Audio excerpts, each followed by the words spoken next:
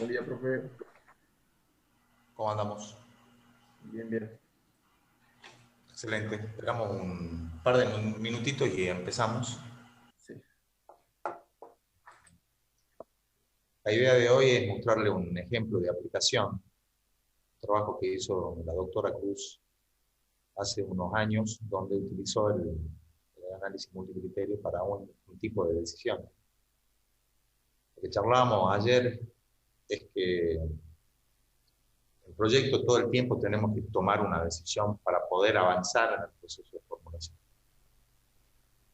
La decisión de los grupos de ayer era una de las tantas decisiones. En el caso de ustedes, el objetivo central de la decisión de ayer era elegir un problema sobre el cual trabajar, ¿no? Pero no es la única decisión. Proyectos de inversión, ustedes van a ver que todo el tiempo nos vamos a enfrentar a decisiones de todo tipo, de todo tipo.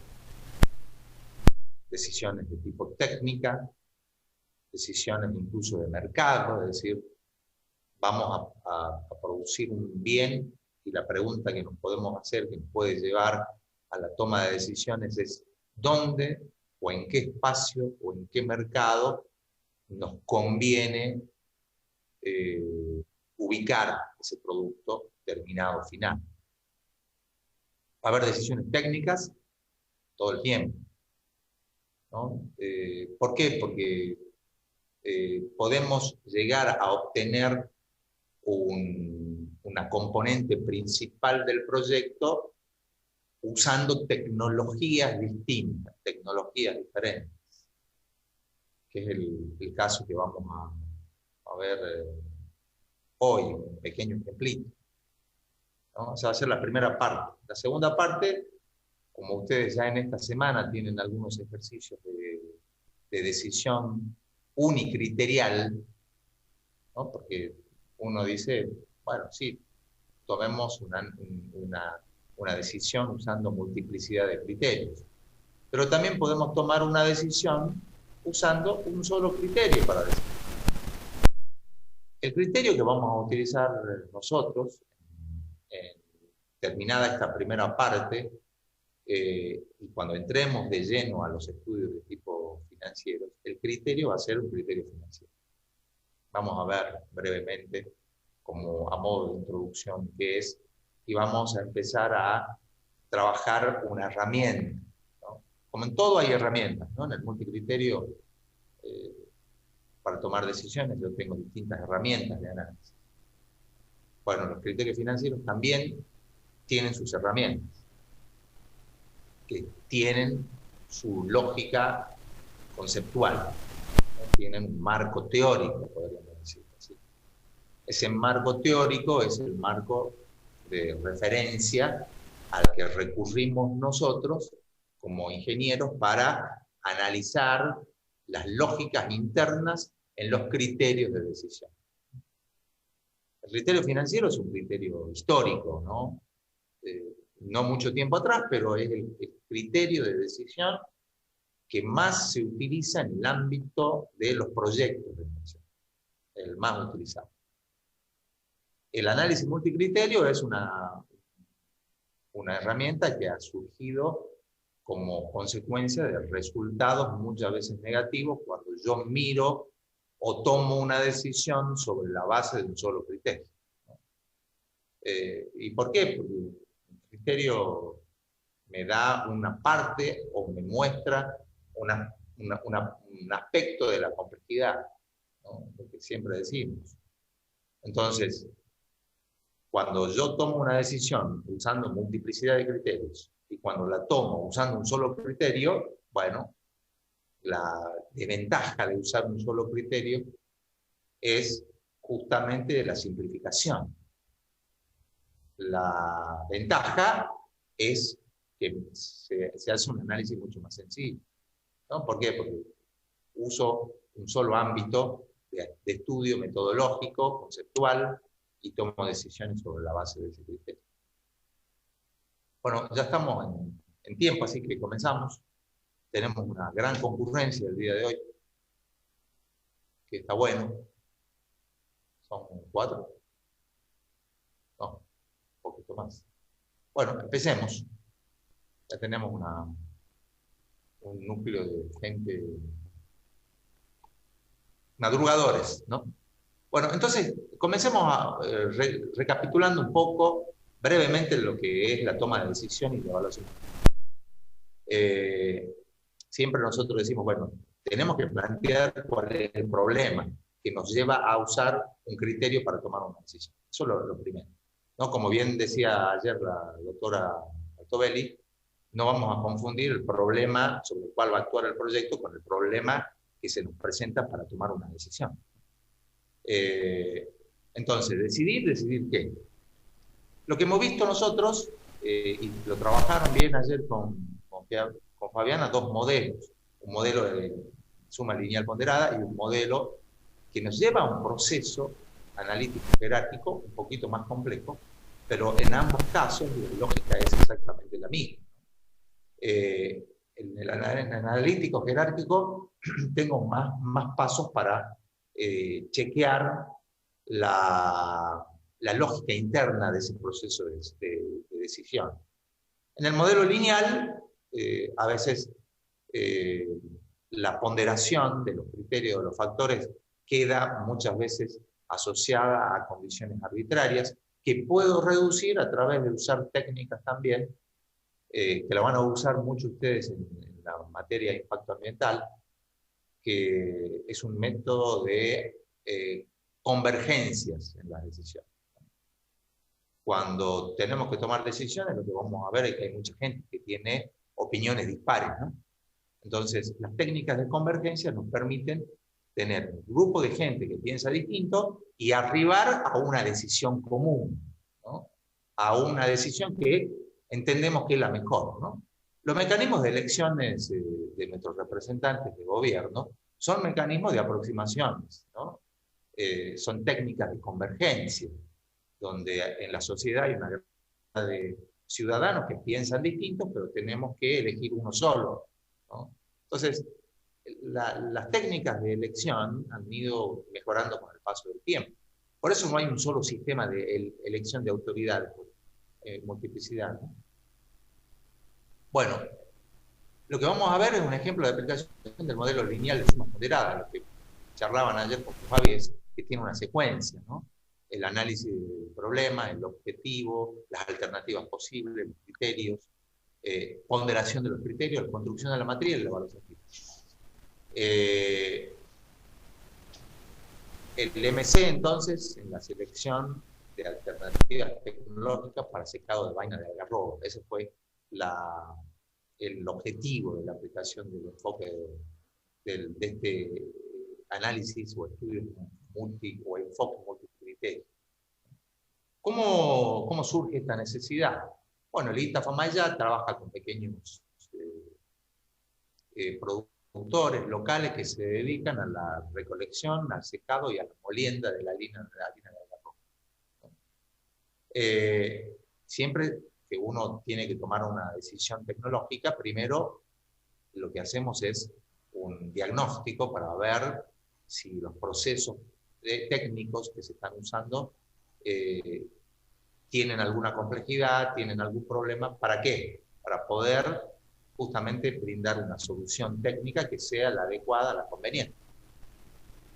En esos procesos entonces se detectaron en esta área, en el departamento de Santa María, un grupo de recolectores que trabajaban con la recolección de la algarroba para la producción de harina y como consecuencia de ello la producción de harina de algarroba para el venta.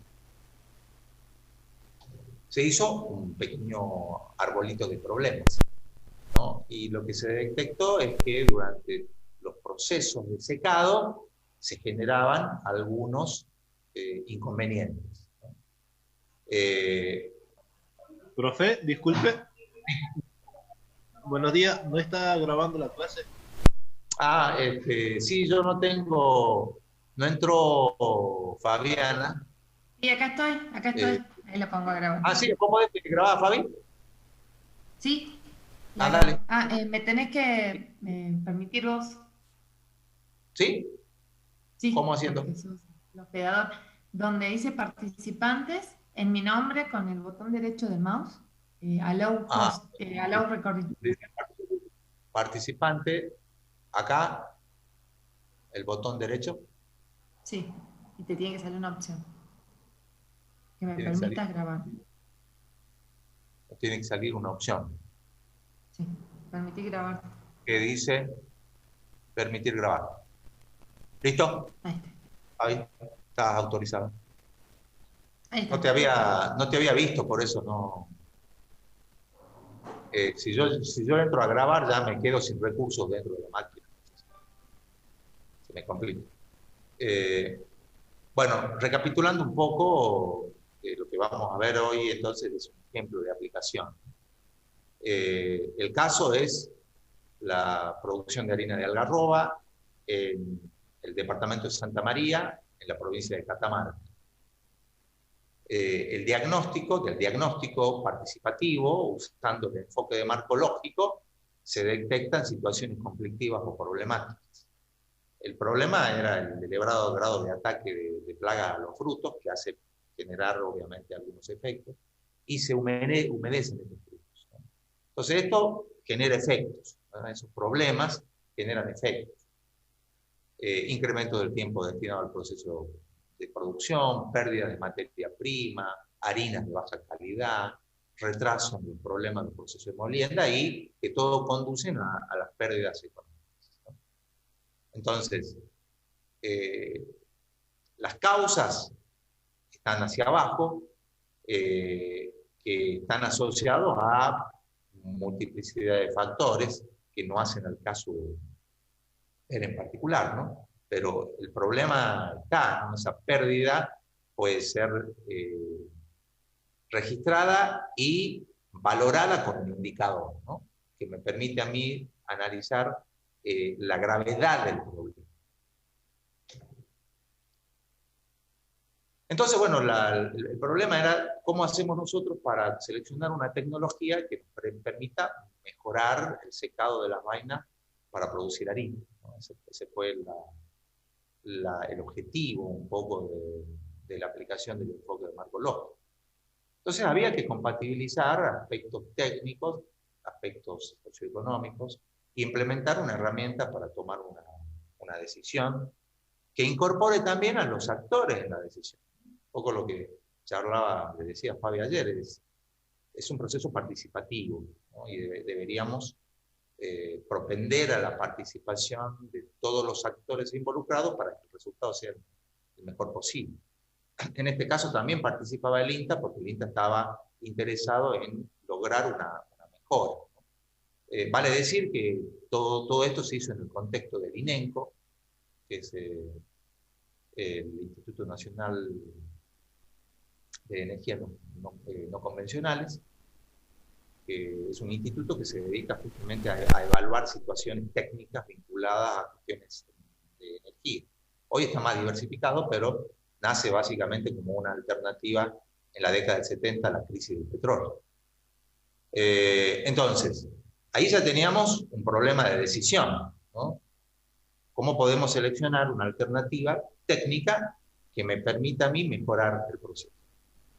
Entonces, ahí automáticamente definido el problema que nos lleva al multicriterio o a tomar una decisión, no necesariamente multicriterio, porque yo podría seleccionar una alternativa tecnológica en función de un solo criterio. Lo podría hacer, no tengo un problema. Pero la idea era incorporar más criterios de decisión. Se elige el método, ¿no? El modelo. El modelo lineal de puntuación aditiva, ¿no? El modelo que vieron ayer, donde va a haber variables, ¿no? Donde va a haber una valoración, ¿no? De esas variables, y vamos a trabajar como decía Fabi, podemos trabajar con rangos distintos, pero el rango de valoración que le vamos a dar es entre 0 y 1, ¿no? De igual manera, la ponderación. Es decir, ¿la ponderación qué es? Yo tengo un grupo de criterios y un grupo de variables, Y la pregunta que me hago es, de estos criterios que voy a tomar, que voy a usar para tomar una decisión, ¿hay alguno que sea más importante que otro? ¿Hay alguno que tiene mayor peso a la hora de tomar una decisión? Bueno, ese es el punto central del análisis multicriterio. Que no lo tengo cuando uso un solo criterio, ¿no? Cuando yo uso solamente un criterio de decisión, no hay demasiados problemas. ¿Por qué? Porque ya he decidido el criterio, sé cuál es el modelo que voy a utilizar, lo aplico y tomo la decisión. Listo, se acabó. Ahora, cuando hay un multicriterio, me aparece esa duda. ¿Será más importante este criterio que este otro? ¿No? Entonces ahí tengo que empezar a jugar. Es aquí donde aparece el analítico jerárquico, ¿no? El analítico jerárquico me resuelve de alguna, o intenta resolver este problema de lógica interna dentro de los pesos ponderados de los criterios. En el modelo lineal de puntuación aditiva podemos resolver este problema de la ponderación de los criterios y variables utilizando esto que yo les decía, los procesos de decisión convergente, ¿no? Parecido a lo que, como les comentaba en un principio, utilizamos para decidir a nuestros representantes, ¿no?, que van a ir a ocupar los distintos puestos de gobierno, ¿no? Entonces, todos participamos con nuestras distintas visiones, ¿no?, con nuestras distintas formas de mirar y de elegir, pero finalmente sale una sola decisión. No hay dos presidentes, hay uno solo. Y los posibles candidatos, y pueden ser 10, 20, 30, ¿no? Estados Unidos hoy está tomando una decisión. Al curioso habrá visto que es todo un sistema particular, ¿no?, distinto del nuestro. Cada país elige un sistema, ¿no?, para poder elegir lo que consideremos que sea lo mejor para todos, ¿no? Bueno, esos sistemas nos permiten a nosotros tomar decisiones consensuadas entre grupos de personas. Bueno, como pasa con el análisis multicriterio, cuando yo definí el objetivo, eso significa que yo tengo más de una tecnología disponible para poder solucionar el problema que habíamos visto en un principio aplicando el enfoque marcológico. Si los productos obtenidos por la cosecha de la algarroba tienen inconvenientes, ¿no?, durante el proceso de secado, que me genera un montón de efectos, bueno, la pregunta es, che, ¿qué tecnologías tengo? ¿No? Y ahí aparece, ¿no?, también proceso de la investigación. Me pongo a investigar, analizamos, entonces tenemos usar una tecnología, usar un plástico negro, usar otra tecnología, una chapa de zinc que permite el secado. Aparece una alternativa tecnológica, una opción tecnológica de secado solar que propone el INENCO. Y un secado solar dentro de, ya utilizando un proceso de secado, pero trabajado cooperativamente, ¿no? Entonces, eran distintas opciones. Obviamente que en la medida que mayor cantidad de opciones tengo, mayor va a ser la complejidad en la decisión. Entonces tengo que estudiar y decir, ¿me conviene la T1, la T2, la T3 o la T4? ¿No? Cada una de estas alternativas propone soluciones y tienen ventajas y tienen inconvenientes y tienen diferencias. Esas diferencias yo tengo que estudiarlas, analizarlas, porque luego tenemos que decidir cuál va a ser la mejor. Bueno, el siguiente paso es definir cuáles son los criterios y cuáles son las variables para tomar la decisión, ¿no? Entonces, ¿qué se observó en ese momento, ¿no? Se trabajó mucho con la comunidad, se hicieron encuestas, se hicieron observaciones directas, se aplicó el enfoque marcológico, se hicieron trabajos de taller en grupo, se llevó un modelo tecnológico que no disponía la comunidad, pero para que la comunidad pueda observar los pros y los contras, porque si yo voy a invitar a la comunidad a tomar una decisión sobre qué tecnología les parece más adecuada, tiene que conocer, ¿no?, la tecnología si no se la conoce. Bueno, ahí aparecen obviamente los distintos análisis y un montón de herramientas e indicadores que describen la tecnología, porque yo la tengo que describir a esa tecnología. Entonces tengo que ver cuáles son estas variables técnicas que le dan identidad a cada uno de los modelos de SK. Y tengo que tener elementos para poder compararlos. Fíjense, aparece ahí también un análisis de tipo financiero. Es decir, yo dentro de los criterios de selección puedo tener un criterio financiero también, ¿no? Pero no es el único. Hay criterios técnicos, hay criterios sociales. En este trabajo que se detectaron básicamente 4 grupos de variables incorporadas dentro de criterios, ¿no? Un criterio técnico-económico, un criterio de tipo financiero que evalúa justamente cada una de las alternativas desde la perspectiva de las inversiones, un criterio socioeconómico, un criterio técnico-social, perdón, donde vemos cuáles son las características de estos grupos productores y cuáles esas capacidades de uso tecnológico, ¿no? Y los requerimientos que tiene la sociedad vinculados a las alternativas tecnológicas que se proponen. Entonces, estos 4 criterios fueron los que se trabajaron. Hacia el interior de cada criterio de decisión, ¿no?, que es como el macro, entramos a las variables, ¿no? Entramos a las variables en particular. Y ahí vamos describiendo cada una de ellas. Entonces, la parte técnica, cuánto la tecnología aprovecha la radiación solar, es decir, la eficiencia. Esto es una variable netamente técnica que hay que cuantificarla, hay que analizarla, ¿no? El tiempo de secado. Imagínense ustedes que yo tengo que poner a prueba las 4 tecnologías y empezar a medir resultados, ¿no? No es simplemente juntarnos entre unos cuantos y poner puntuaciones y todo lo demás, sino hay que hacer muchas veces, cuando se trata de alternativas tecnológicas, tenemos que incorporar técnicas específicas, ¿no?, para extraer de cada variable la información necesaria que me permita a mí tomar la decisión. En cuanto a los criterios financieros, el costo de inversión, la vida útil de la tecnología, el costo de mantenimiento, casi encantado, ¿no? ¿Por qué? Porque ya vamos a ver enseguida también que es un criterio relativamente sencillo de utilizar. El criterio técnico-social, ¿no?, los riesgos de daño, riesgo de que el producto sea consumido por animales, es decir, las tecnologías ¿me resuelven esos riesgos o no? ¿Y en qué medida? Esas son las preguntas que tenemos que hacer.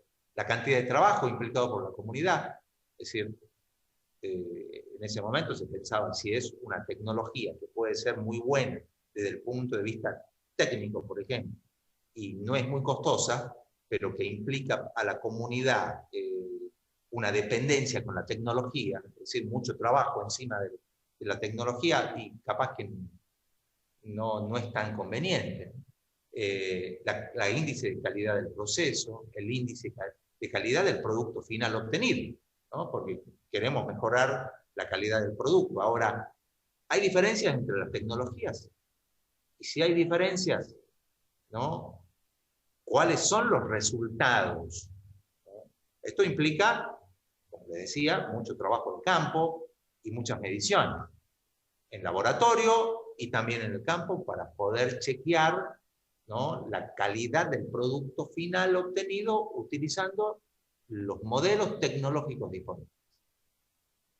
Finalmente, el criterio sociocultural, ¿no?, que tenía que ver con ya cuestiones de la propia cultura y del proceso ancestral de producción de la harina de algarrobo. No es un proceso que sea reciente, el proceso de producción de la harina de algarrobo, es un proceso sobre todo en Santa María, que se hace en forma comunitaria. Entonces, era necesario en las decisiones ver la influencia que tiene la tecnología sobre las culturas, ¿no? Entonces, tampoco es sano que la implementación de una tecnología genere efectos. Y esto lo manejan mucho mejor los antropólogos, ¿no? Los sociólogos. El INENCO tiene su equipo de antropólogos también. Adquisiciones recientes, ¿no? El INENCO empezó a darse cuenta que no era ir y llevar una tecnología y ponérsela o imponérsela a una comunidad, sino que era necesario, eso lo sabe bien la Fabi, ¿no? Tienen muchas anécdotas y experiencias a nivel de este tipo de situaciones, ¿no? Cuando yo llevo una tecnología porque yo creo que es la mejor para la comunidad y la comunidad no la acepta, ¿por qué? Porque a la comunidad no le interesa ese tipo de tecnología, ¿no? Entonces, importante era considerar dentro de los criterios, del criterio sociocultural, y variables medibles, ¿no? Porque este es el punto. Una característica de los análisis multicriterios es que cada una de las alternativas que yo voy a comparar con un multicriterio, ¿no?, pueda yo medir todas las variables. O sea, a mí no me sirve si una tecnología, por ejemplo, no tengo información sobre costos. ¿Y cómo hago para comparar esa tecnología sobre la cual no tengo ninguna información? No tiene sentido, no sirve de esa manera. Entonces, estas variables tienen que ser medibles en todas las opciones tecnológicas que proponemos para la solución de sí un problema que implica un proyecto, ¿no? El problema que tenemos es decidir cuál es la mejor tecnología, ¿no? ¿Para qué?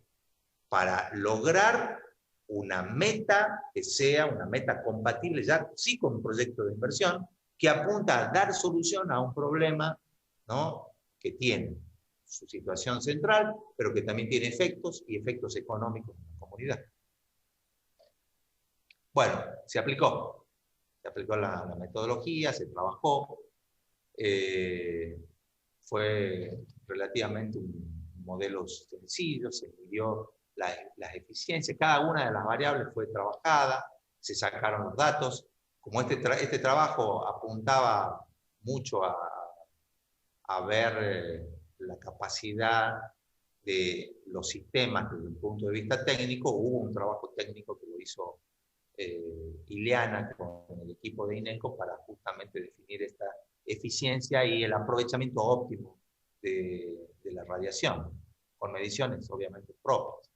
Y se comparó el secado solar, el secado negro, el secado de zinc, se compararon las distintas variables. Ahí abajo tienen un pequeño ejemplito de los resultados obtenidos en cuanto a la eficiencia, ¿no? Entonces, cada tecnología, para cada variable, tenía un resultado. Y se muestra un poco las escalas, ¿no?, de valoración, y se empezó a trabajar cada criterio, que es un poco lo que ustedes hicieron ayer en el taller, para definir, ¿no?, de qué manera vamos a trabajar cada criterio, ¿no?, y una valoración de cada uno de ellos. El otro punto central es la ponderación, ¿no? La ponderación es decir, de todas estas variables dentro de estos criterios, ¿cuál es la que tiene mayor peso, ¿no? Acá no se usó el método analítico jerárquico, sino se trabajó con estos métodos de convergencia delta como para poder establecer una ponderación, ¿no? Si ustedes se fijan, de estas variables, ¿no?, esta variable es la que tiene un peso relativo superior, ¿no?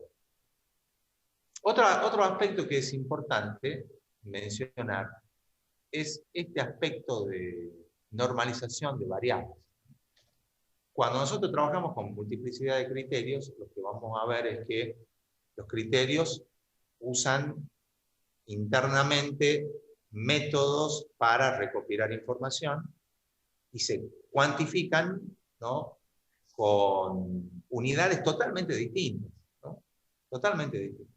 Entonces, Un criterio financiero se utiliza como variable las unidades monetarias, pero un criterio técnico de eficiencia en la captación de energía solar se usa, obviamente, criterios que tienen que ver con esa capacidad de captación. Un criterio social lo puedo trabajar con otro tipo de unidades. Entonces, importante plantear que la vida útil de la tecnología, por ejemplo. Lo que vamos a observar nosotros es que la valoración técnica que nosotros le damos a cada criterio para cada tecnología tiene una variación, ¿no? O es variable. Entonces, una situación extrema negativa y un óptimo, y ahí vamos a tener una vinculación. Aparece un proceso, que es un proceso de normalización que tenemos que hacer, que ustedes en el manual tienen un ejemplo de aplicación también, que era la selección de una traza para abastecimiento de agua a un proyecto dentro de la energía petrolera, de la industria petrolera, un abastecimiento de agua para la industria de nitratos y nitritos, ¿no? Entonces, ahí también ustedes pueden tener una referencia de cómo se hacen los procesos de normalización de variables. ¿Para qué?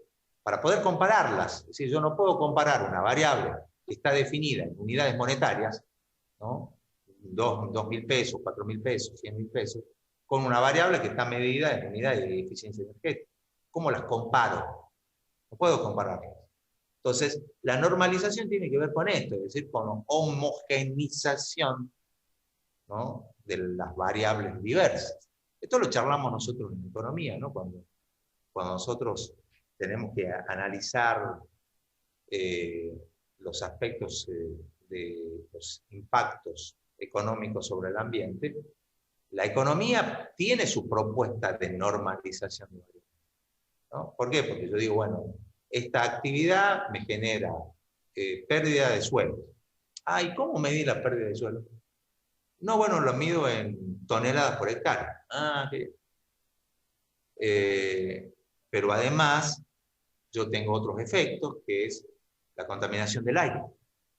¿Cómo medir la contaminación del aire? En ppm, ¿no? En partes por millón. Partes por millón. Y la pregunta lógica es, cuando yo tengo que definir la importancia del impacto ambiental sobre distintas componentes, ¿y cómo hago yo para poder comparar toneladas por hectárea con ppm? Bueno, la economía les propone una solución: transformar las magnitudes de los cambios en unidades monetarias. Entonces yo digo, la pérdida de 200 toneladas por hectárea es equivalente a tantos pesos. La presencia de tantas partes por millón de contaminantes es equivalente a tantos pesos, ¿no? Eso es lo que llamamos normalización, ¿no? Ustedes van a ver en la aplicación de una metodología muy utilizada en Salta, que es el método español para la evaluación, para los estudios de impactos ambientales y sociales, que van a utilizar, ¿no?, dentro de ese proceso también una normalización de variables, y van a utilizar una escala que se llama índice de calidad ambiental. Pero nosotros, obviamente, dentro del ámbito de la economía, vamos a usar otros criterios. Entonces, vienen las conclusiones, ¿no? Fíjense en el camino que hemos recorrido para obtener un solo valor, ¿no?, que es el que a mí me dice cuál es la tecnología más adecuada para implementar, ¿no? Entonces, desde ese punto de vista, ¿qué me dice el método? Si yo analizo los criterios, el análisis que vamos a plantear y la selección que vamos a hacer es seleccionar aquella tecnología que tenga el mayor valor ponderado de el análisis, ¿no?, considerando a todas las variables. En este caso particular, digamos, ustedes pueden ver acá cómo los distintos criterios, ¿no?, van cambiando en función de la tecnología utilizada. Y este es el problema del análisis multicriterio, ¿no? Este es el problema, ¿no? Este es el problema que quiero resolver. Porque si yo utilizo el criterio A, elijo la tecnología 1. Si elijo el criterio B, elijo la 2. Si elijo el criterio 3, elijo la otra. Entonces, ese es el problema de decisión al que vamos a enfrentar. Si yo observo que en todos los criterios siempre gana la tecnología 1, por ejemplo, bueno, ¿para qué hago el multicriterio? Una pérdida de tiempo, ¿no? Si yo veo que en todo sentido es la mejor, bueno, no tiene mucho sentido pensar en ese criterio. El problema se da cuando existen estas divergencias. Es decir, si yo uso un criterio financiero, elijo A, pero si uso un criterio ambiental, elijo B, pero si uso un criterio socioeconómico, sociocultural, elijo C. Bueno, ahí es donde se nos generan las dudas. ¿Cuál será la mejor? Entonces, cuando nos preguntamos cuál será la mejor, ahí vienen justamente estas situaciones conflictivas. Bueno, esto me permite a mí concluir al respecto de muchas cosas, ¿no? En este caso particular, como era un trabajo que si bien aportaba a la resolución de problemas y a las propuestas tecnológicas, también tenía una lógica de investigación. Por lo tanto, hay conclusiones que tienen que ver con la aplicabilidad o no de una determinada tecnología en un determinado contexto, pero también tenía que ver con la validez de la utilización de una herramienta de decisión como el análisis de criterio. Entonces, bueno, eso es para que vean una aplicación. Ustedes en el manual teórico tienen otro ejemplo de aplicación, en ambos casos utilizando suma lineal ponderada o aditiva, ¿no? Como para que vayan viendo las utilizaciones. En un caso se lo usó para la industria del petróleo, para tomar una decisión sobre cuál sería la alternativa más adecuada para proveer agua al emprendimiento. En este caso, cuál sería la tecnología más apropiada para resolver un problema de pérdida de calidad de un producto obtenido justamente por problemas asociados a las tecnologías utilizadas. Bueno, hasta acá alguna duda, algún comentario que quieran hacer, porque ahora ya pasamos a mirar un criterio, ¿no? Profe, sí. Entonces usted cuando dijo que para resolver el problema de heterogeneidad de las variables, de los criterios, se lo normaliza monotonizando, que no, o sea, pasando a un valor monetario para... No necesariamente, eso es la solución que propone la economía, ¿no? La economía traduce absolutamente todo en dinero, pero no necesariamente. Yo puedo tener técnicas de normalización que no impliquen usar una normalización hacia una unidad monetaria, ¿no? La economía hace eso. Pero el método español, por ejemplo, que van a ver ustedes el año que viene en impacto ambiental, utiliza transformar todas esas variables muy heterogéneas en un índice que se llama índice de calidad ambiental. Entonces, la economía, ¿qué les dice? La economía dice, bueno, la pérdida de suelo de tantas partes por millón es equivalente a 200.000 pesos anuales. El método español dice que esa misma pérdida de 200 toneladas por hectárea es equivalente a una disminución en la calidad del ambiente del 24%. O sea, son distintas, ¿no? El índice de calidad baja de 10 a 8, por ejemplo, ¿no? Son formas distintas, ¿no? Nosotros, bueno, estamos en economía, estamos acostumbrados a monetizar todo. Y de hecho, cuando veamos nosotros la evaluación económica del proyecto, vamos a ver que todo lo vamos a traducir, todos los cambios que genera un proyecto, todos los cambios, lo vamos a traducir en unidades monetarias, ¿no? Obviamente esa es la parte que más se critica desde la perspectiva de la sustentabilidad fuerte, ¿no? Cuando la sustentabilidad fuerte critica la sustentabilidad débil, que es economía, la economía dice que la economía usa un solo criterio y que monetiza todo, lo lleva todo a unidades monetarias, ¿no? Claro, sí, sí. ¿No? Obviamente nosotros, desde de nuestra perspectiva, defendemos el criterio económico en la toma de decisiones, ¿no? Pero hoy ya cada vez más han surgido más indicadores desde la sustentabilidad fuerte, ¿no? Entonces tratan de medir, por ejemplo, huella de carbono, huella hídrica, ¿no?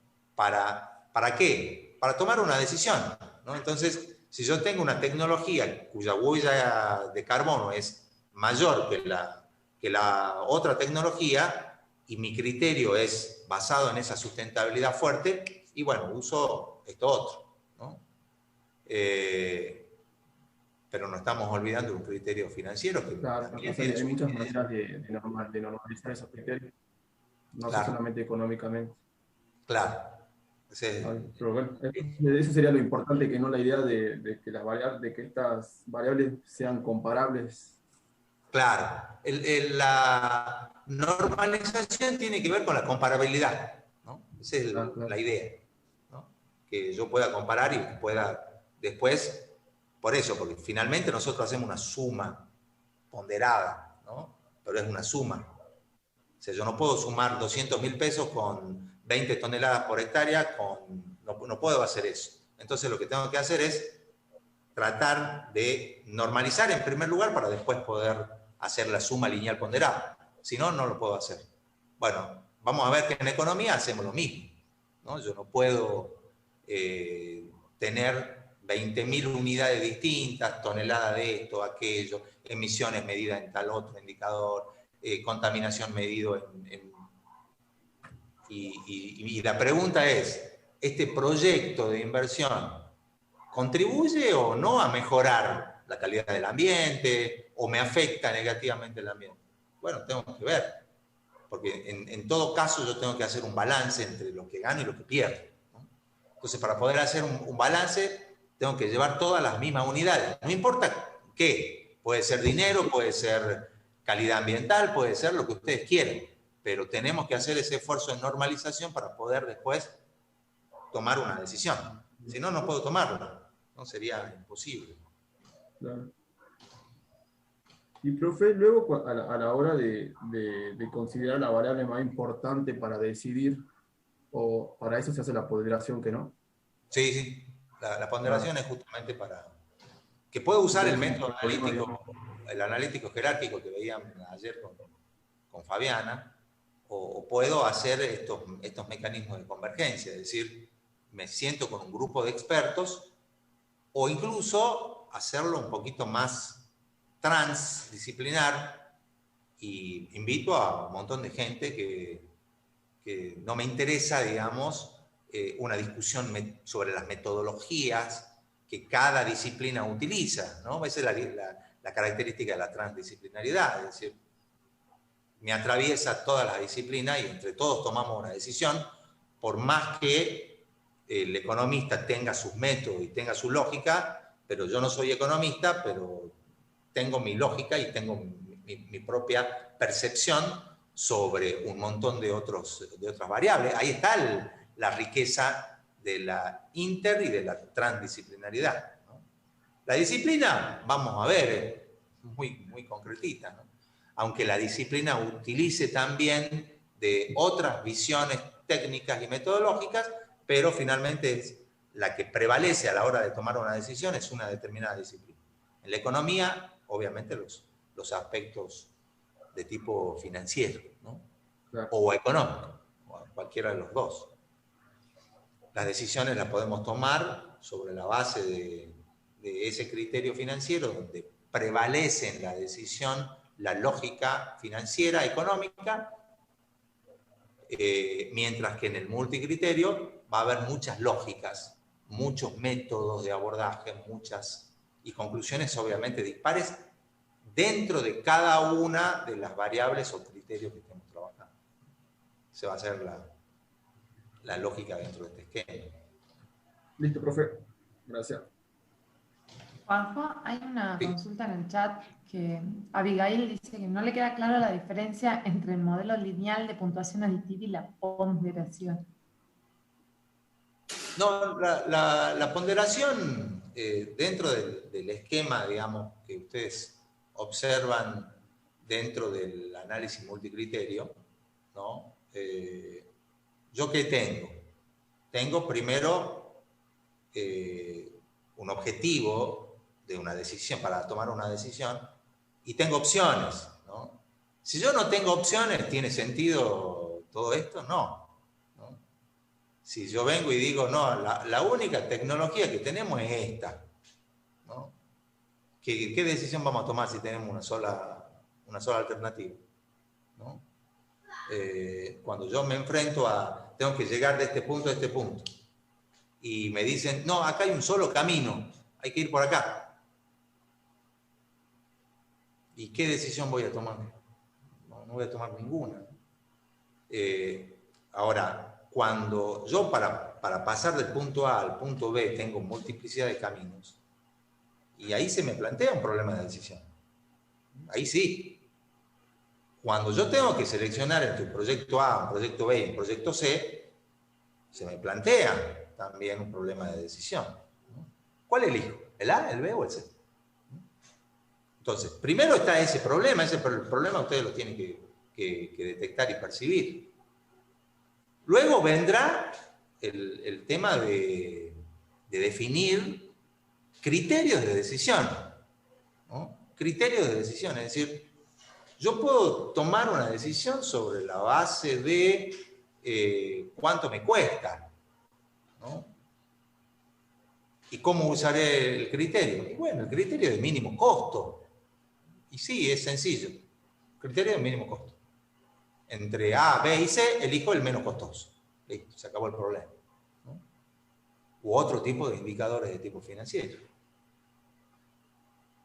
Pero viene otro y dice, no, pará, no es el único criterio, ¿no?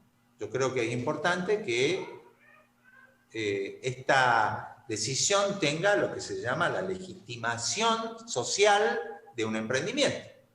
Entonces viene el antropólogo, el sociólogo, y dije, no, pero lo que pasa es que tenemos que ver qué es lo que quiere la gente también, ¿no? Fíjense en que a la medida que yo incorporo el multicriterio, lo que estoy haciendo es perdiendo grado de libertad a la hora de tomar una decisión, ¿no?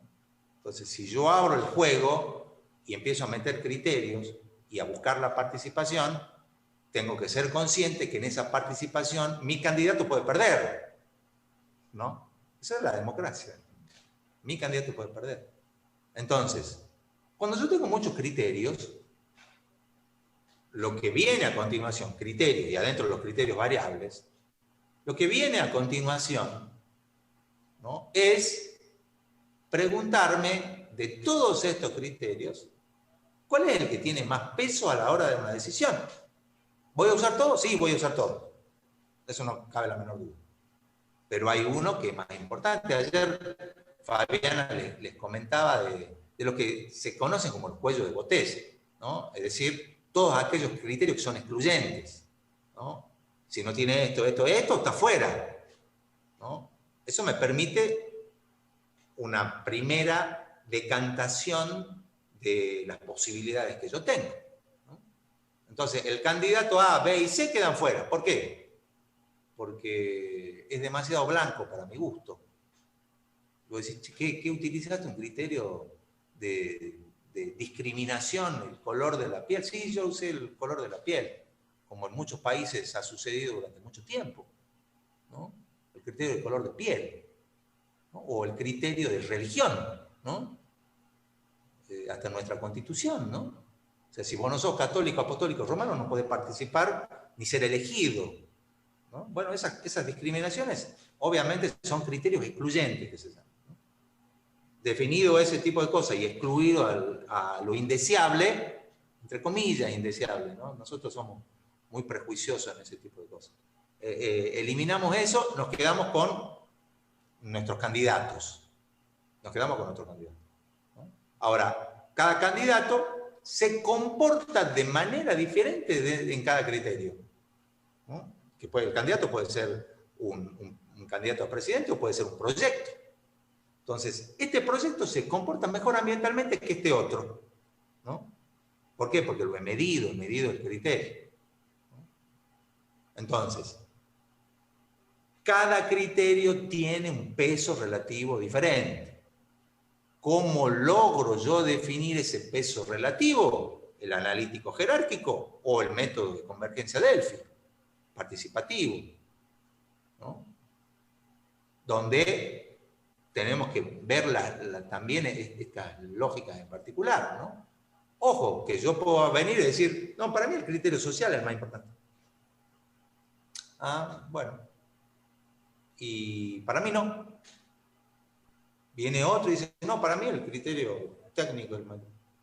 Bueno, para mí no. Ahora, ahí también se genera, hacia el interior de la aplicación de la metodología, un problema de decidir el factor de ponderación, ¿no? Miren que ahí ya tengo otro problema social, ¿no? ¿Por qué? Porque finalmente va a haber un peso relativo, ¿no? Este se lleva 50 puntos sobre 100, este se lleva 20, este se lleva... eso ustedes lo vieron en sus planillitas de autoevaluación, ¿no? Ustedes han visto que hay ahí una hoja donde se les muestran los pesos relativos, ¿no?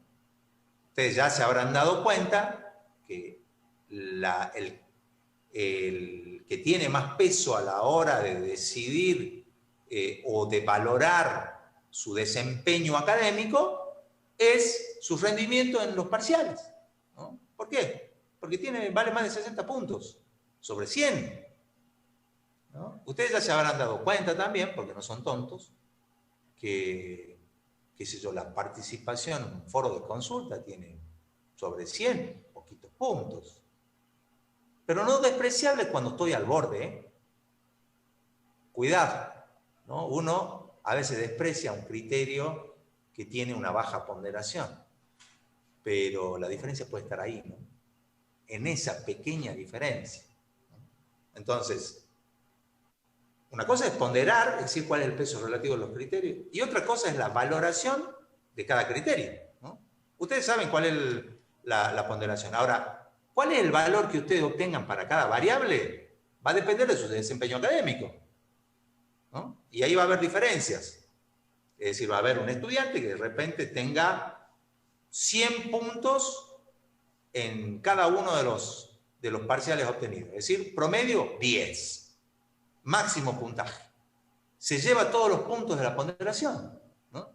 Todos. Ahora, hay otros que no. Hay otros que aprobaron, sí, pero no llegaron a 10, ¿no? Aprobaron con 6, ¿no?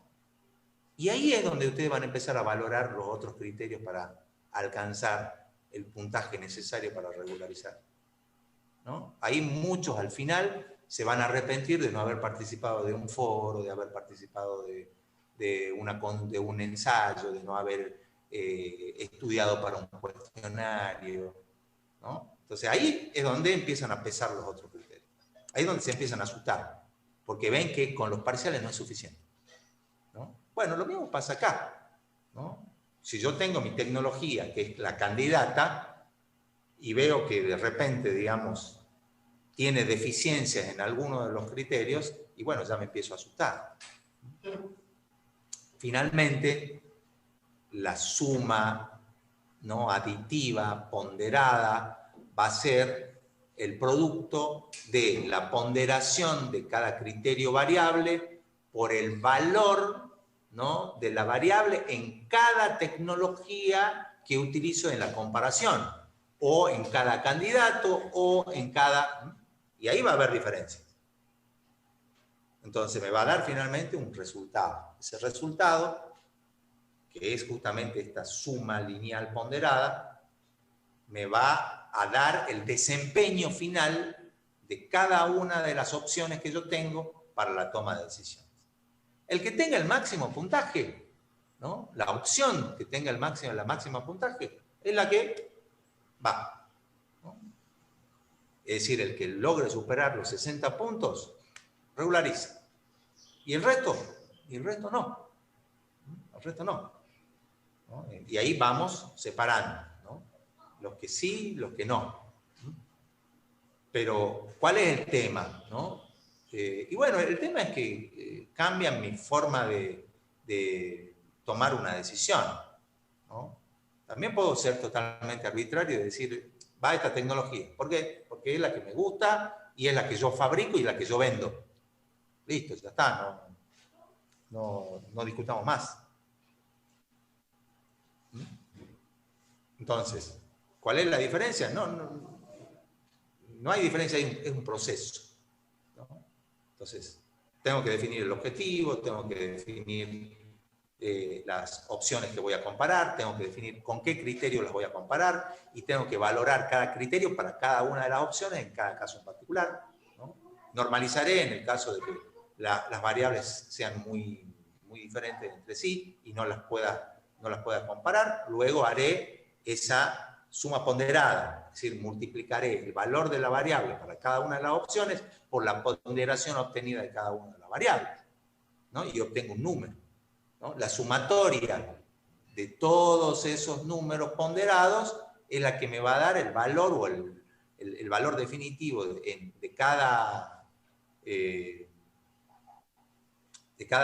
opción tecnológica u opción de cualquier tipo, dependiendo del problema que yo tenga, y es la que ganará la compulsa, ¿cierto?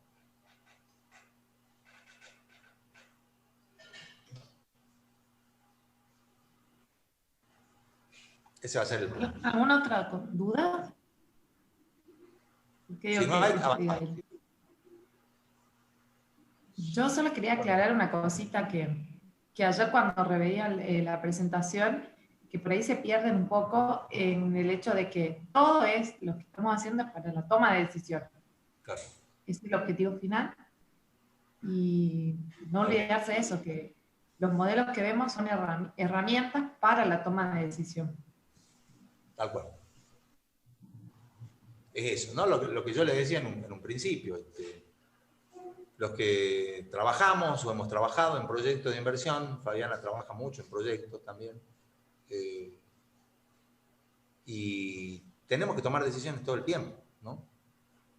Tenemos que tomar decisiones por dónde vamos a ir, cuál es el problema principal, tenemos que discutir una estrategia, ¿no? Porque es común que cuando yo detecte un problema y busque la solución de ese problema, no tenga una sola estrategia para solucionar.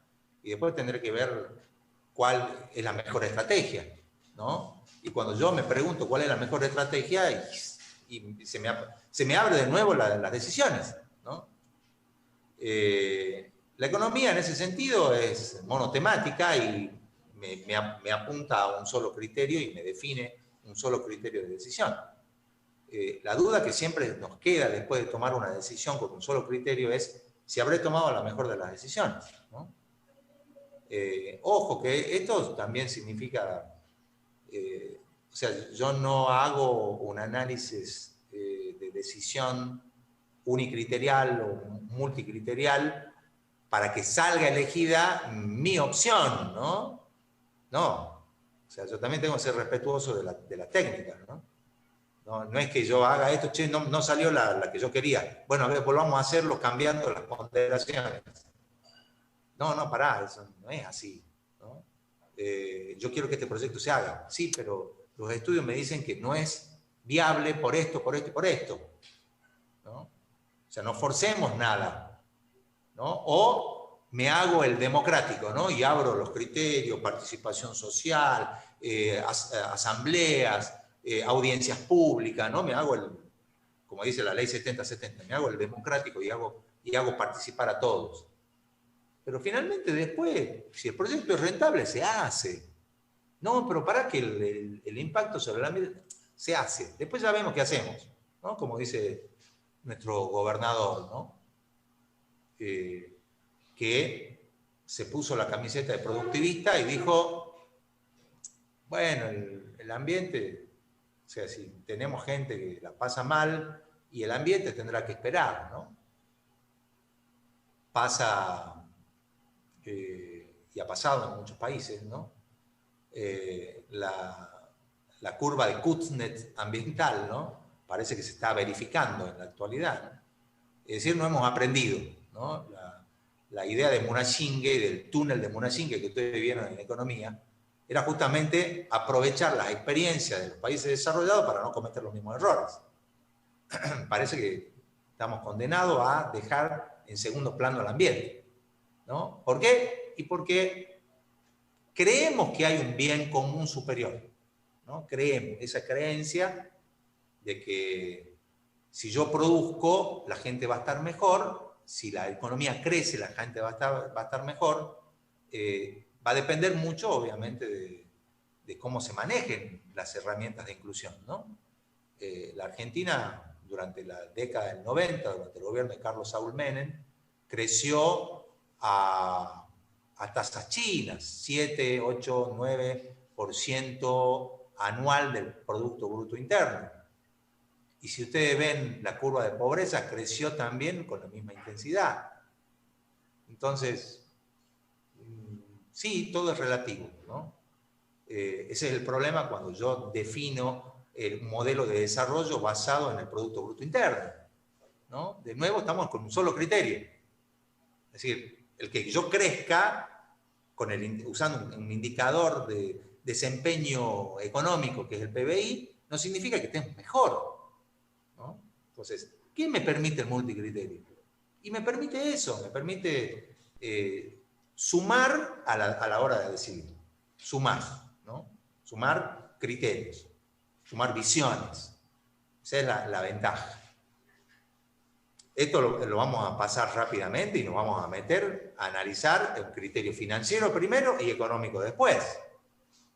Y vamos a ver los pros y los contras de esos criterios. Sí, Fabián, ¿hay algo más? No hay ninguna otra. Por lo menos en el chat no hay nada. Excelente. Ya, esto lo van a aprender, como siempre digo, el proyecto se aprende haciendo, ¿no?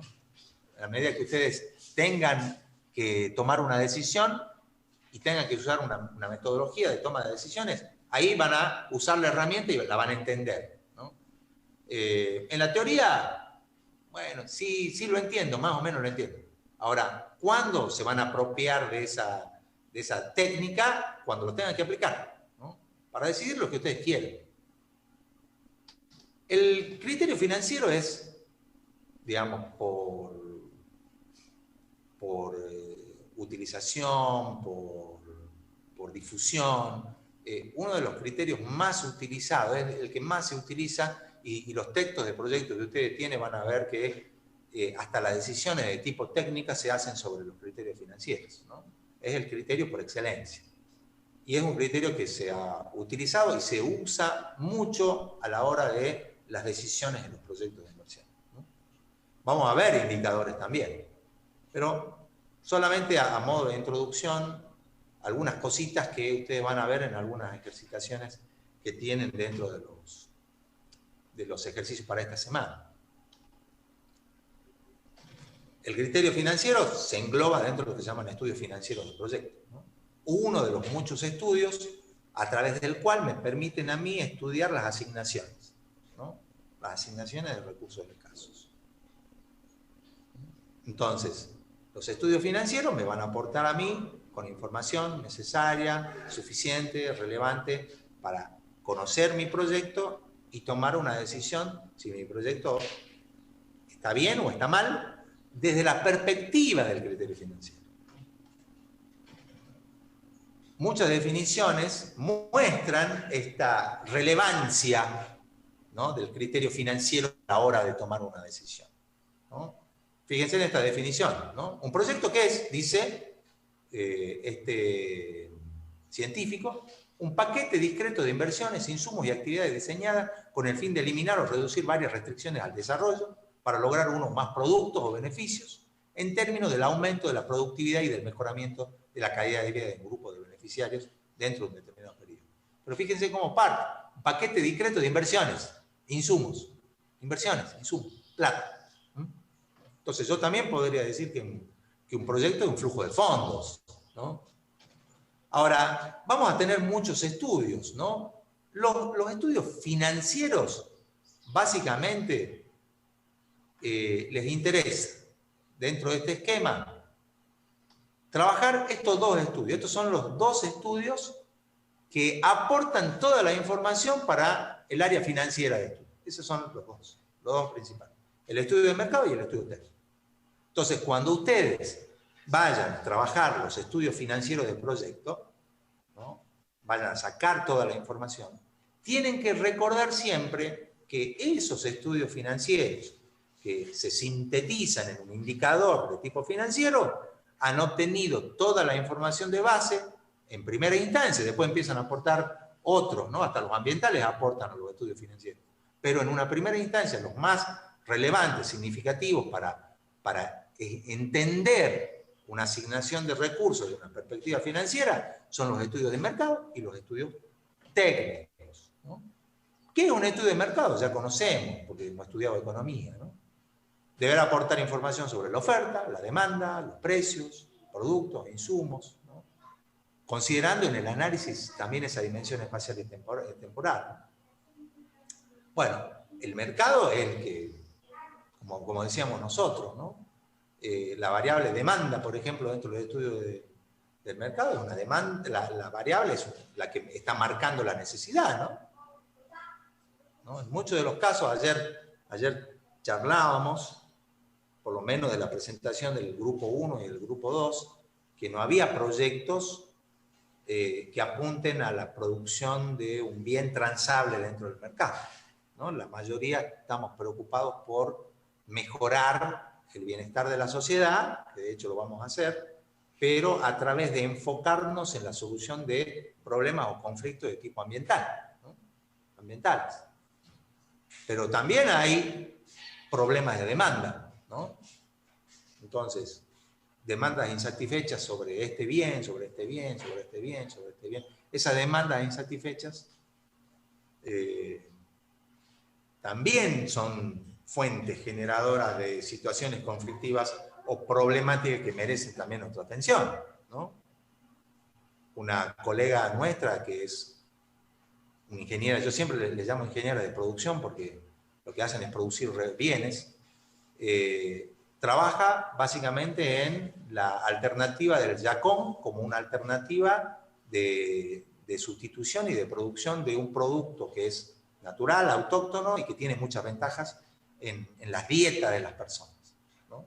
Entonces, ¿qué hace? Y bueno, estudia las demandas, estudia todo y propone como proyecto, un proyecto de ese tipo de enfoque productivo, ¿no? Por el otro lado, los estudios técnicos, ¿qué me dicen? Y bueno, deberá definir, ¿no?, con claridad la función de producción, las tecnologías que vamos a utilizar, el dimensionamiento óptimo del proyecto, la localización.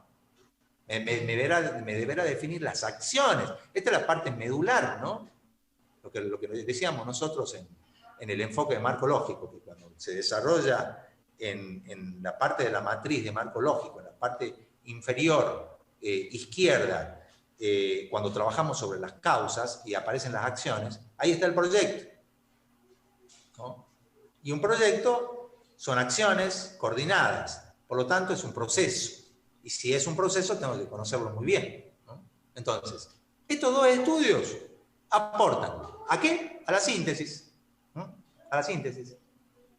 Como vamos a ver en la segunda parte de la materia, cuando nos metamos de lleno a los estudios financieros, es esto, ¿no? Es un área de síntesis que me tiene que brindar información sobre los requerimientos monetarios de la inversión, la operación, determinar los ingresos, definir fuentes de financiamiento. Y que con toda esa información vamos a hacer una evaluación, ¿no? Y la evaluación me lleva a la decisión, ¿no? Por eso es tan importante saber qué estamos haciendo cuando estamos tomando una decisión, ¿no? Tenemos que saber bien y tenemos que conocer cuál es el criterio que vamos a usar para tomar una decisión, ¿no? El proyecto de esto es muy importante. Bueno, el mercado y los técnicos, ¿qué aportan? ¿No? Me dan información sobre los recursos que yo necesito, el mercado me define los precios, ¿no? Y con estas dos informaciones, es decir, los recursos que yo necesito para producir y el precio de esos insumos o recursos, me genera una componente financiera, ¿no? No tengo que decirles porque ustedes ya hicieron economía. Los costos, ¿no? Entonces, acá hay un aspecto importante. Mire de dónde viene la información, de los estudios técnicos y los estudios de mercado, ¿no? Es decir, si yo tengo un estudio técnico mal hecho, y ya voy a tener deficiencia en la identificación y definición de costos. Si mi estudio de mercado no es el adecuado y por lo tanto no están bien definidos los precios, seguramente voy a tener deficiencia en la información que yo voy a suministrar en lo relativo a los costos productivos. También, usando la otra perspectiva, el estudio técnico me va a definir el nivel de producción, el mercado, la demanda y los precios de esos bienes que yo voy a ofrecer dentro del mercado. El financiero, la síntesis, los ingresos del proyecto. Miren qué lógica sencilla que usa la economía, lógica que además ustedes ya conocen, ¿no? El famoso P por Q, ¿no? Como el nombre de la consultora de Milei, ¿no? P por Q. Bueno, cuando yo trazo una línea temporal, ¿no? Trazo una línea temporal. Vamos a ver que una parte importante en esa línea temporal que refleja en el tiempo mi proyecto de inversión, aparece un instante que se llama el periodo cero, que tiene un principio y tiene un fin, ¿no? Se marca ese principio y ese fin. Puede esa etapa de inversión ser muy cortita, ¿no? Puede durar días, puede durar meses, puede durar años, ¿no? Es decir, va a depender mucho del tipo de proyecto, la escala temporal con la que yo mida este periodo. Arbitrariamente y convencionalmente se utiliza como denominación a este periodo el periodo cero, ¿no?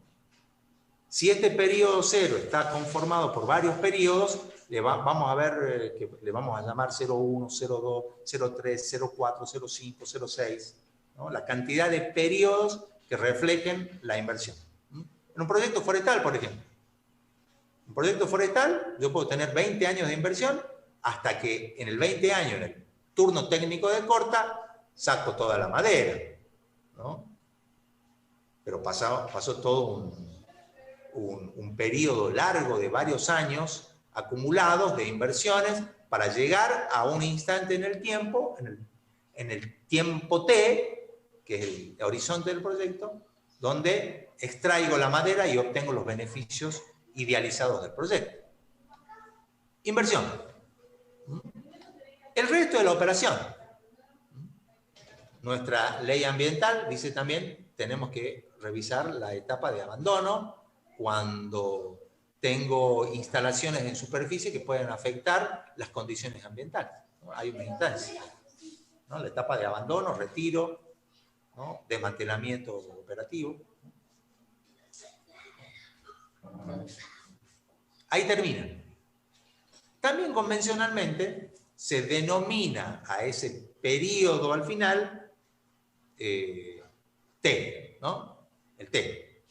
Cuando uno mira el tiempo T, es el tiempo en el cual el proyecto ha llegado al fin de su vida útil o ha llegado al fin, ¿no?, del horizonte definido a los objetos de la evaluación post, ¿no?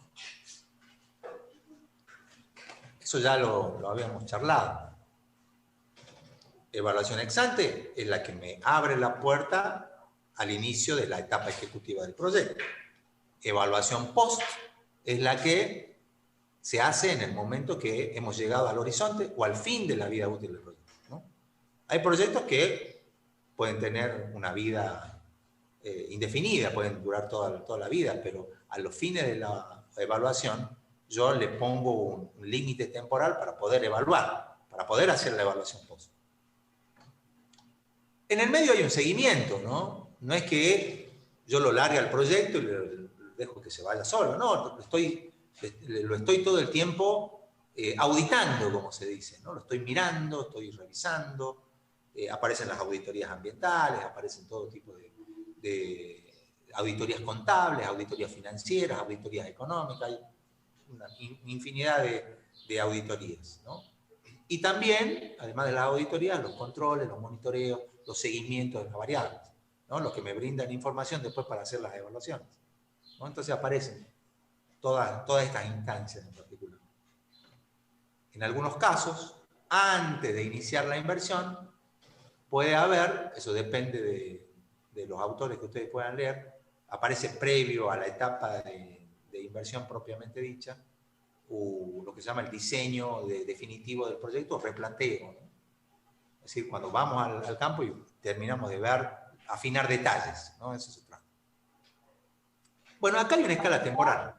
Sí. Juanjo, hay una consulta en el chat de Guadalupe, dice, durante el periodo cero, ¿se puede abandonar un proyecto porque deja de ser rentable o ya no y se debe continuar hasta la operación? No. Hay proyectos que han comenzado y cambiaron los contextos. Es lo que nosotros conocemos como los supuestos, ¿no?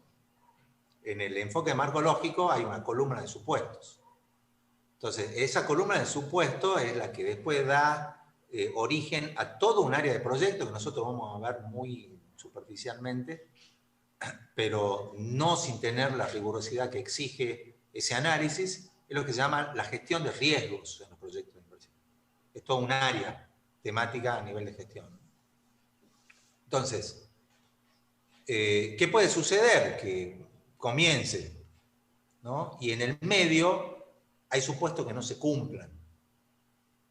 Y cuando hay supuestos que no se cumplen, ustedes ya saben que empezamos a tener problemas con los resultados de las acciones o incluso empezamos a observar desvíos significativos de las metas esperadas. De hecho, hay muchos proyectos que han comenzado y han terminado ahí, ¿no? Y han quedado en etapa, entonces vemos las carcasas de los proyectos sin avanzar, ¿no?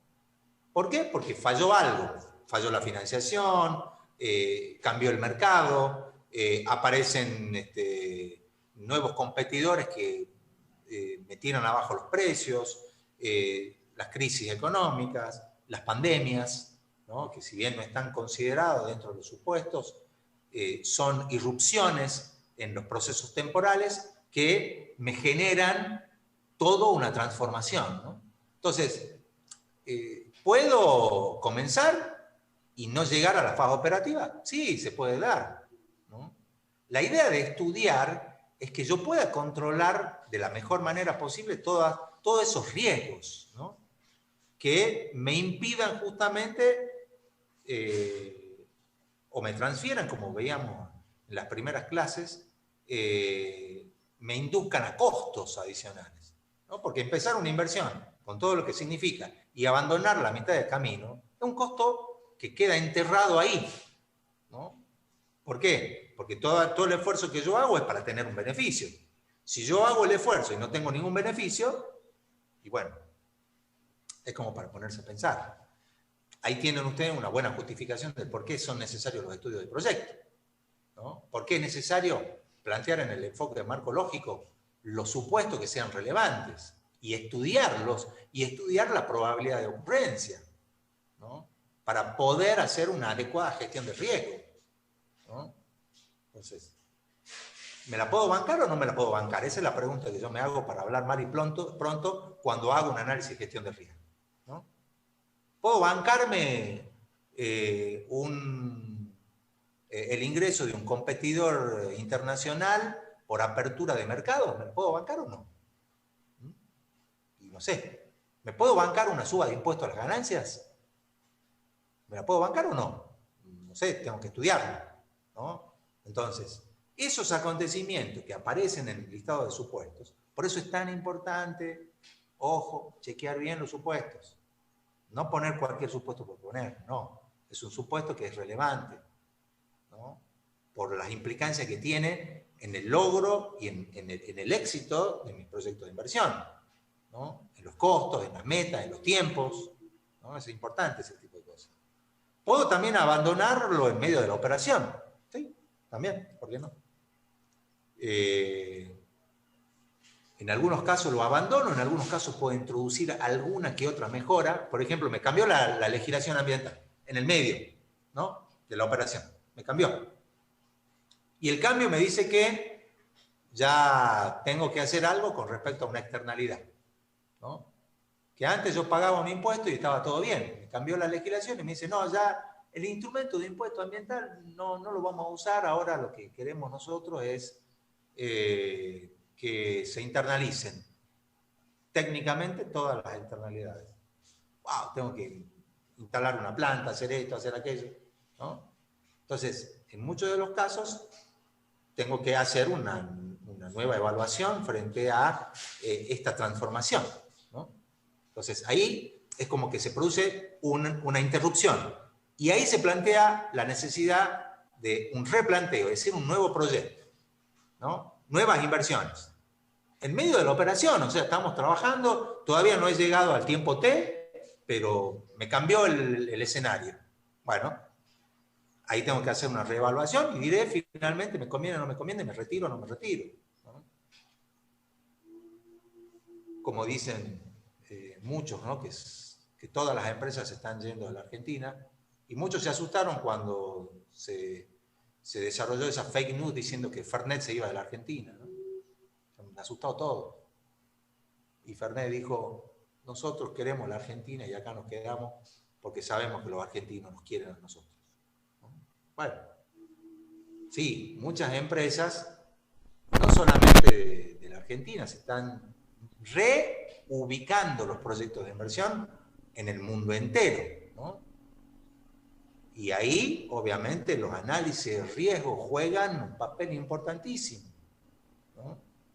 Obviamente que gobiernos más propensos a genuflexarse frente al poder económico son mucho más deseables para los grandes emprendimientos internacionales, transnacionales, ¿no?, gobiernos genuflexos, que gobiernos que le ponen los límites a las inversiones internacionales.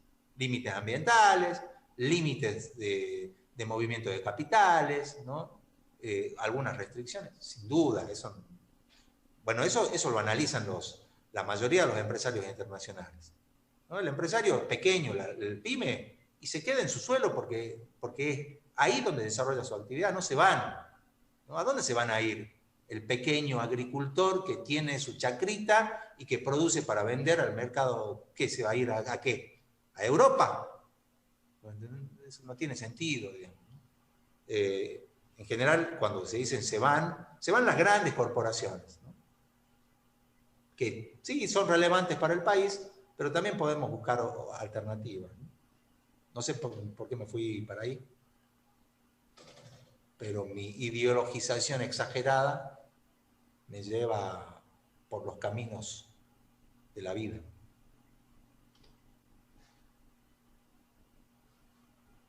Ejecución, ¿no? Ahí está la ejecución, ¿no? Cuando nosotros pasamos a la ejecución es esto, ¿no? Ahí está el proyecto en toda su dimensión. Ex ante, yo tengo esa línea, pero recuerden, ¿no?, son presupuestos, ¿no? Son presupuestos.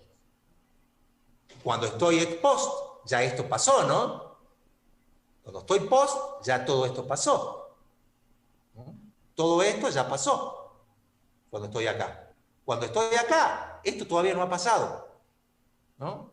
Pero yo tengo que estudiar qué es lo que va a pasar hacia el futuro para poder tomar una decisión. Bueno, los estudios financieros, chicos, como vimos en economía, es esto, ¿no? Ingresos de dinero que entran al proyecto y plata que sale. Eso es, en síntesis, lo que hace un estudio financiero, ¿no? Analiza estos flujos de fondo. La plata que sale y la plata que ingresa. ¿Para qué? Para hacer un balance. Ese balance del análisis costo-beneficio, que es el que vamos a hacer en los proyectos de inversión, ¿no? O balance ingreso-egreso. El famoso análisis costo-beneficio es esto. Esto es lo que vamos a hacer en la segunda parte de la materia. Vamos a chequear si los proyectos son viables o no en función de ese balance. que no es balance contable, ¿no? Cuidado con él. No es balance contable. Es ver la plata que ingresa y la plata que sale, ¿no? Los flujos de fondos, que se llama, ¿no? El movimiento real de dinero. La plata que ingresa, la plata que sale. Por lo tanto, digamos, lo que hace el estudio financiero es construir los flujos de fondos y estudiarlos, ¿no? El movimiento de dinero, ¿no? Lo que llamamos flujo nominal o monetario. Si yo representaría en esa línea temporal un flujo de fondos, tengo una forma gráfica representable. Para arriba, los ingresos, para abajo, los costos. Acá ustedes pueden ver que tengo 3 periodos de inversión y luego en el cuarto periodo ya comienzan a generarse los beneficios idealizados, ¿no? Esto es un flujo gráfico, un flujo grama, ¿no? Donde tengo en este eje el tiempo y en este eje de las ordenadas la expresión en dinero. Hacia abajo lo negativo, o las salidas, o los egresos, o los outputs, y hacia arriba los ingresos, ¿no? Periodo por periodo, ¿no? Entonces, acá yo tengo el periodo 01, 02, 03. Terminó la inversión. Comenzamos la etapa operativa. 1, 2, n-2, n-1, n o t. Tiempo t. Acá llego al final. Esta representación es una representación gráfica que es muy ilustrativa. Les recomiendo que la hagan cuando estén mirando un proyecto para saber más o menos las características de los flujos, ¿no? Pero también hay otra forma de representación, que es la que vamos a trabajar. La representación matricial, ¿no? Las matrices. Ahí van a ver ustedes en los talleres el uso de las herramientas de Project para definir los presupuestos en los proyectos de inversión, ¿no? Entonces ahí tenemos más o menos complejo, dependiendo de la complejidad del propio proyecto, van a tener la representación matricial, donde ustedes van a ver, ¿no? Periodo 0 acá, periodo 1, 2, 3, 4, un horizonte de 4 años, y todos los flujos de fondos que se van a ir representando. Ya vamos a ver que los flujos de fondos pueden ser más o menos complejos, dependiendo de las características del tipo de proyecto y de los requerimientos financieros de los proyectos, ¿no? Así que eso ya lo vamos a ver con más detalle. Representación matricial, ¿no? Las famosas matrices financieras. Bueno, una de las cosas que nosotros podemos ver acá, que es importante, en esta representación gráfica y en esta representación matricial, que la suma de dinero, los montos que representan esos flujos a lo largo del tiempo, tienen una expresión temporal, ¿no? Entonces vamos a ver una suma de dinero en el tiempo 1, una suma de dinero en el tiempo 2, una suma de dinero en el tiempo 3. Esto ha llevado a una discusión dentro del área financiera de proyectos y a preguntarnos cosas, ¿no? La suma de dinero en el periodo 1 es equivalente a la suma de dinero en el periodo 2 al periodo 3, ¿no? Eso equivalente significa que son comparables, ¿no? O no son comparables, ¿no? Yo puedo tener una suma de dinero que representa una suma de dinero y empiezan a grabarse términos. Uniforme, periódica. Suma de dinero, uniforme, periódica. ¿Y qué es una suma de dinero uniforme, periódica?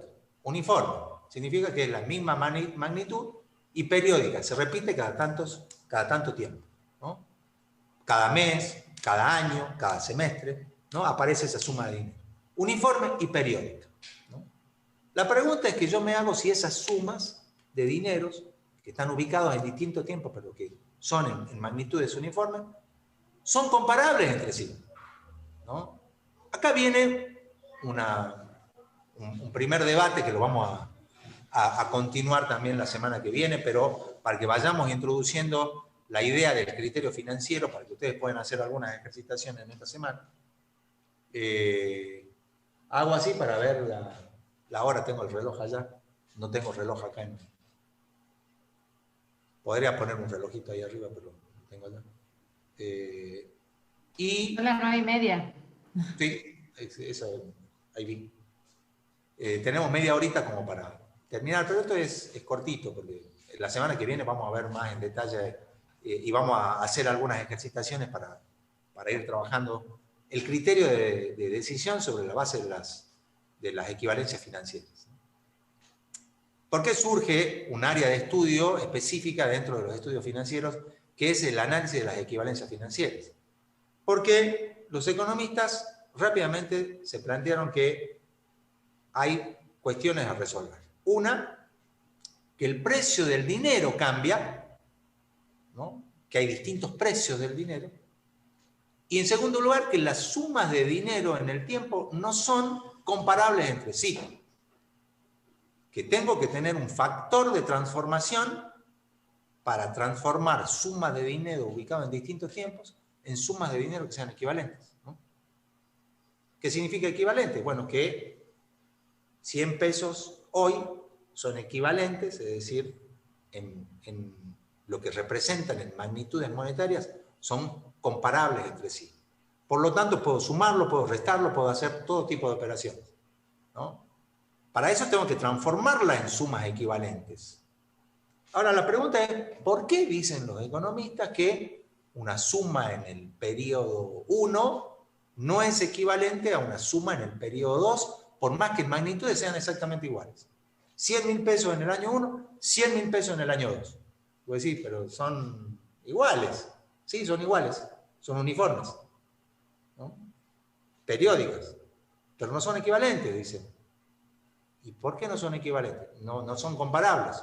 100.000 pesos el año pasado no son los 100.000 pesos de... Bueno, ustedes, una de las características de la economía argentina es que prácticamente todos nosotros sabemos perfectamente que 100.000 pesos del año pasado, si yo los traigo y los pongo en el presente, nada que ver, ¿no? Y ustedes ya se están imaginando por qué, ¿no? Entonces, ¿qué dice el análisis financiero de las equivalencias? Por más que la suma de dinero sean uniformes y periódicas, no son equivalentes. Porque hay cosas que pasan, como decía Macri, ¿no? ¿Qué pasaron? Pasaron cosas.